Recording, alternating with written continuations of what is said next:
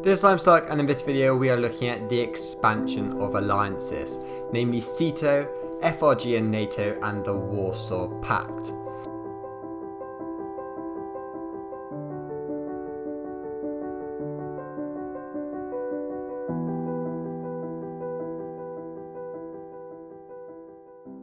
So first of all we'll look at SEATO, also known as the Southeast Asia Collective Defence Treaty, and this was signed in 1954.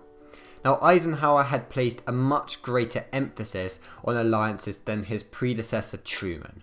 He had aimed to create a global network of alliances in order to encircle China and the USSR with pro-US allies. And some people argue that this was an alternative to an emphasis on building up conventional US troops. Now this meant that US forces abroad would be able to be replaced by their allies, and they would be able to protect these allies with their nuclear umbrella. The SEATO was signed in 1954, but a year before this, the Sino-Soviet alliance was strengthened when the USSR pledged to give China defense technology, and Khrushchev visited China. Now the USSR were also providing significant economic aid towards China. Now this meant that John Foster Dulles engineered a defence alliance based on Southeast Asia in September 1954. Now even though it was based on Southeast Asia, the majority of the members were not actually in Asia, and they included Britain, Australia, France, Pakistan, the US and a few more. Now in the agreement, the signatories pledged themselves against any violence against any other signatory country, and there was also a separate agreement for Asian countries in danger such as Burma, South Vietnam, Laos and Cambodia.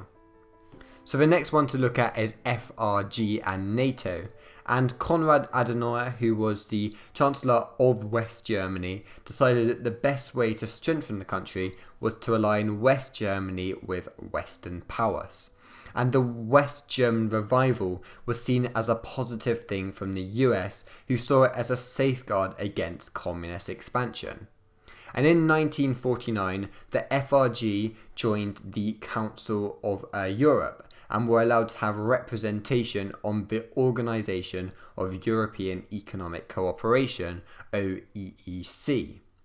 Now on March 5th, 1955, the full sovereignty of West Germany was recognised, and British, French and US troops formally ended their military occupation. Now the French only agreed to this if Adenauer were to reject nuclear weapons and keep the army of limited size.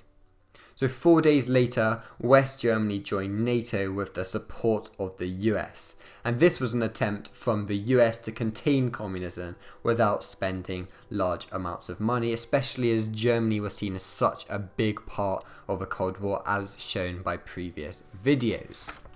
So the final one to look at is the Warsaw Pact. And after West Germany had joined NATO, the USSR immediately recognised the full sovereignty of East Germany.